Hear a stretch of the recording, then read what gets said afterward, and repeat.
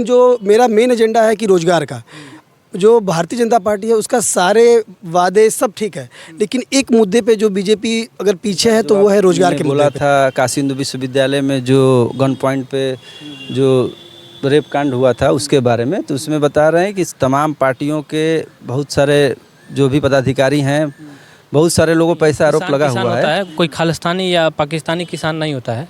किसान होता है। सर्वप्रथम वो धरती से जुड़ा हुआ होता है, वो अपने बुनियादी ढांचाओं के लिए लड़ता है। एक हवाबाजी है, ऐसा कुछ नहीं है। नहीं, ऐसा नहीं है। असम के भी आप रिकॉर्ड भी, हेमंत बिस्वा शर्मा का भी कई सारे ऐसा है कि कई सारे भाजपा के भी लोग पर वो कार्रवाई हुई है ईडी का, ठीक है। तो ये बस जब चुनाव के समय यही सब याद आता है। इनको ईडी या सीबीआई दिख रहा है। आप चले जाइए इंदिरा गांधी जी के समय में, उस समय में आवाज़ बंद करने के लिए इमरजेंसी लागू कर दिया जाता है। नमस्कार, आप देख रहे हैं श्रेष्ठ भारत समाचार। मैं शुभम राय और आपको बता दूं कि लगातार चुनावी कवरेज के दौरान बिहार होते हुए अब हम आ चुके हैं यूपी में, और यूपी के काशी में मौजूद है, जो कि प्रधानमंत्री नरेंद्र मोदी का संसदीय क्षेत्र है। और इस वक्त हम बनारस हिंदू यूनिवर्सिटी में मौजूद हैं, और जहां पे हम छात्रों से बातचीत करेंगे और जानेंगे कि क्या कुछ माहौल है, क्योंकि अब महज 2 से 3 दिन का जो वक्त है वो बचा है। अंतिम चरण में चुनाव होना है 1 जून को, और इसको लेके जो तैयारियां हैं, अब जो माहौल है वो पूरे तरीके से गर्म हो चुका है। नमस्कार सर, क्या नाम है? मेरा नाम विश्वजीत सिंह है। अच्छा, और यहीं के छात्र हैं। तो अभी देखिए, जैसे मैं 2012 से यहाँ पे हूँ, और मैं यहाँ पे जो देख रहा हूँ कि यहाँ का जो विकास है, मोदी के आने के बाद जो डेवलपमेंट हुआ है बनारस का, सार्वभौमिक विकास हुआ है इसका, हर तरीके से डेवलपमेंट हुआ है, चाहे वो बिजली हो, पानी हो, सबका हुआ है। लेकिन जो मेरा मेन एजेंडा है कि रोजगार का, जो भारतीय जनता पार्टी है उसका सारे वादे सब ठीक है, लेकिन एक मुद्दे पे जो बीजेपी अगर पीछे है तो वो है रोजगार के मुद्दे पे। अभी जैसे अग्निवीर योजना चलाया अग्निवीर योजना में जो 4 साल का जो इन्होंने जो दे के रखा है कि ये अग्निवीर, तो ऐसा लग रहा है कि मतलब ये जला रहे हैं युवाओं को। 5 साल दे के फिर वो बाकी के साल और क्या करेंगे वो, तो इस पे ध्यान देना चाहिए। रोजगार के मुद्दे पे कुल मिला के बीजेपी को समर्थन रोजगार के मुद्दे पे नहीं करते हैं। बाकी और मुद्दे की बात करें, जिस तरह विकास का अगर बात करें, तो आप बगल में आप बिहार चले जाइए, कहीं भी चले जाइए, आप देखेंगे कि जो बनास का जो विकास हुआ है वो कहीं ना कहीं हुआ है, वो आपको दिख जाता है। लोगों का आवागमन हुआ है, जो जिस प्रकार से बाहर से लोग, जो प्रवासी वाला जो कार्यक्रम मोदी जी करवाए, इसका बहुत ही अच्छा इम्पैक्ट पड़ा है। चाहे वो आर्थिक तरीके से हो, सामाजिक तरीके से हो, वो हर एक तरीके से जो है विकास का एक नींव डाले हैं। कहीं जैसे आप बताएं कि रोजगार के मुद्दा पे अभी थोड़े से और मेहनत करने की इनको ज़रूरत है बीजेपी को, और इसी मुद्दे को विपक्ष भजा भी रही है। बेरोजगारी को, महंगाई को और कानून व्यवस्था को इसलिए बजा रही है क्योंकि इनके संसदीय क्षेत्र में ही बीएचयू में जो कांड हुआ था, आप देखें, बहुत हाईलाइट हुआ IT के छात्रा के साथ गन पॉइंट पर, और जब आरोपी भी निकले तो वो भी बीजेपी IT सेल के निकल गए। तो कहीं ना कहीं तो ये फंसे। देखिए, क्या है कि किसी भी राजनीतिक पार्टी से अगर कोई जुड़ा हुआ है और अगर वो कोई ऐसा काम करता है, तो उस चीज़ के लिए कोई पार्टी जिम्मेदार पार्टी की नहीं होती कि पार्टी को उसको ट्रेनिंग दिया है या वो है। गलत करने के लिए कोई घर का ही बच्चा अगर गलत कर दे तो ये हो सकता है, ऐसा नहीं है। और आपको मैं बता दूं कि जो बीजेपी का जो खुद का जो अपना एजेंडा है कानून के लिए, कानून के मामले में जो है आज आप देख रहे हैं कि योगी जी के सरकार में, योगी जी जिस तरह से कानून प्रक्रिया किए हैं, आप और भी, हम जैसे मैं बेसिकली मैं बिहार से हूँ, और आप बिहार के जितने भी डिस्ट्रिक्ट आप चले जाएं, आप देखिए कि रात में कितने बजे तक आप घूम सकते हैं, महिलाएं कितने बजे तक नज़र आती हैं। आज यहाँ का बनास का ये हाल है कि महिलाएं यहाँ पे 11, 12, 1, 2 बजे रात को भी नज़र आती हैं। इसका मतलब है किसी भी शहर का अगर सुरक्षा को अगर नापना हो तो आप देखिए वहाँ पे महिलाएं, बच्चे कितनी देर तक रात को निकलते हैं। अगर महिलाएं आपको 12 बजे तक निकल जाती हैं सुरक्षित तरीके से, अगर वो घूम रही हैं, इसका मतलब है कि सुरक्षा कहीं ना कहीं चुस्त दुरुस्त हुआ है। नहीं तो वही यूपी में देखिए, मैं पत्रकारिता का छात्र भी हूँ, और मैं आपको बता दूं कि जिस प्रकार से मोदी जी बोल रहे हैं कि 400 पार, तो उन्होंने अभी हाल में ही कॉन्फ्रेंस किया था और बताया था कि मैंने एक साइकोलॉजी एक सेट किया था। अब आप IAS का तैयारी करने के लिए गए, और आप तैयारी करने के लिए कहा था ना कि लोग की बड़ा सोचो, नहीं कुछ तो खजूर पे आके तो गिरेंगे, खरूज से गिरे तो कहीं ना कहीं आके अटकेंगे ही। तो बस मोदी जी 400 का एजेंडा दिए विपक्ष को फंसाने के लिए। अब 272 पे ही सरकार बनने वाली थी, विपक्ष और पूरे पब्लिक किसमें परेशान हो गई कि 400 नहीं आएगा। मतलब आप ये सोचिए कि एजेंडा हार और जीत का होना चाहिए था। अब लोग क्या सोचते हैं कि बीजेपी का सीट कम कैसे होना चाहिए, वो तो एजेंडे से भटका दिए मोदी जी विपक्ष को। अच्छा, प्रदेश में इस बार 80 में 75 प्लस ही पाएगी। और रही बात बनारस का, तो बनारस में भाजपा इस बार चुनाव इसलिए नहीं लड़ रही है कि हार या जीत का। इस बार बनारस से भाजपा इसलिए लड़ रही है कि 5 लाख से ज़्यादा वोट से मोदी जी को जिताया जाए।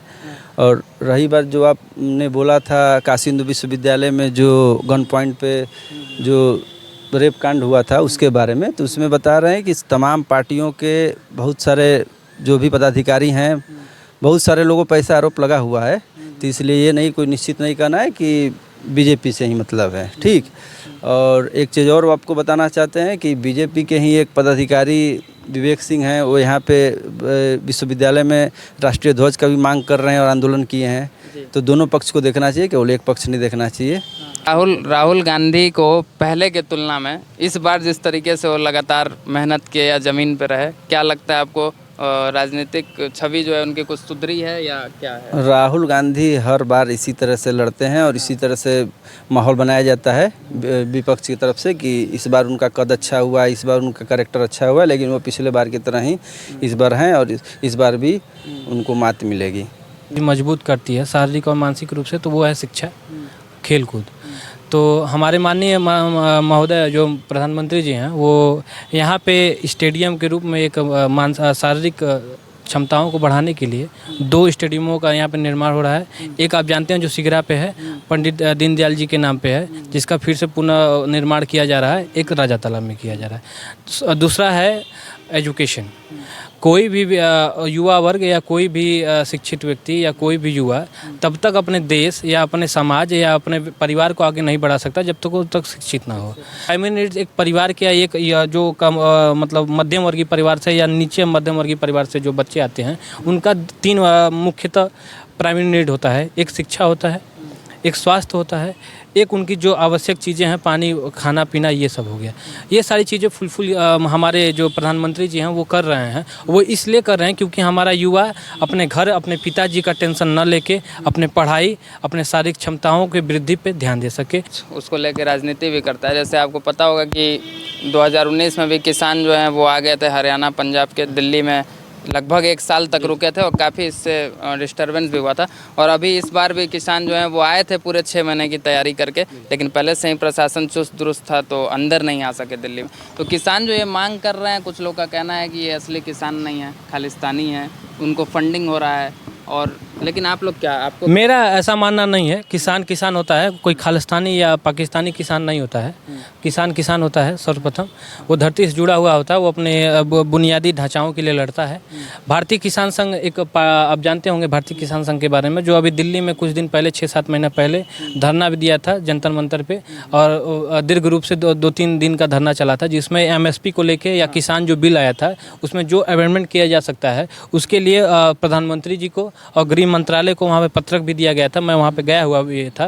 तो ऐसा आप नहीं कह सकते हैं कि उनको रोक दिया जाता है। देखिए, आप कहीं भी कोई धरना अगर आप कर रहे हैं तो धरने का सबसे बड़ा मूल मंत्र होता है कि आपका धरना अहिंसा रूप से होना चाहिए। उत्तर प्रदेश हो, चाहे बिहार हो, चाहे पंजाब हो। पंजाब हमसे अगर किसान के क्षेत्र में आप बात करेंगे, एग्रीकल्चर डिपार्टमेंट के बारे में, तो वहाँ पे पंजाब थोड़ा हमसे ज़्यादा विकसित है। लेकिन इसका मतलब ये नहीं है कि उत्तर प्रदेश, बिहार एकदम पिछड़ा हुआ है।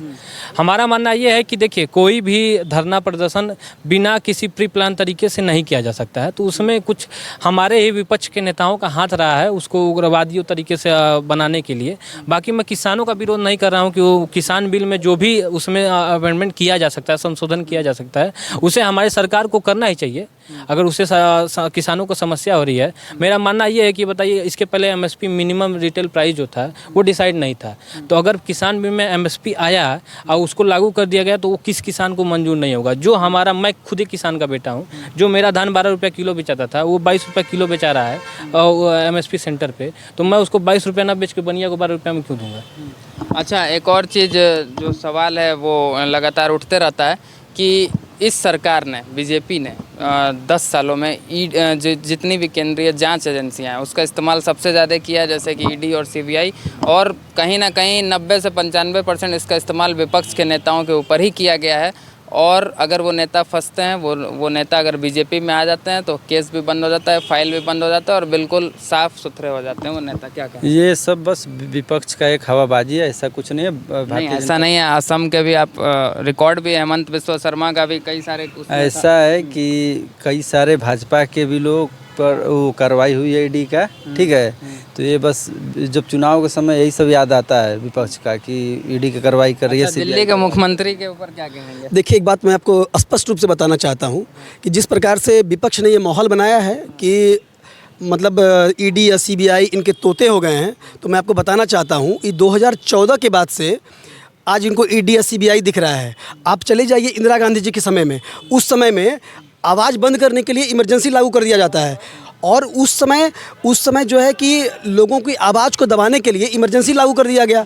उस समय जिस तरह से बीजेपी को दबाया जाता था, यही अटल जी, जिनको कि विपक्ष भी सम्मान देता है और आज भी बोलता है कि अटल जी एक अलग व्यक्तित्व थे, उन्होंने सदन में उठ के बोला था कि हमें दबाने का और हमें सरकार में नहीं आने के लिए विपक्ष ने सारा काम किया। कांग्रेस ने बीजेपी को खत्म करने के लिए सारे एजेंडे और हथकंडे अपनाए। अंतर यही था कि उस समय मीडिया नहीं था, उस समय फेसबुक और व्हाट्सएप नहीं था। आज तो कोई छींक भी रहा है, मोदी जी छींक भी रहे हैं तो स्लिप ऑफ टंग भी हो जा रहा है, तो वो तुरंत वायरल हो जा रहा है। तो जस्ट बिकॉज ऑफ, अगर ये चाहेगी विपक्ष का हाथ खून से नहीं रंगे हैं या खून से नहीं सने हैं, तो ये तो बिल्कुल बेबुनियाद बातें हैं। ये आप सुन रहे थे बीएचयू में हम छात्रों से चर्चा कर रहे हैं। अभी आगे और भी कुछ छात्र मिलेंगे, उनसे भी बातचीत करेंगे, दिखाएंगे आपको रिपोर्ट। देखते रहिए श्रेष्ठ भारत समाचार। नमस्कार।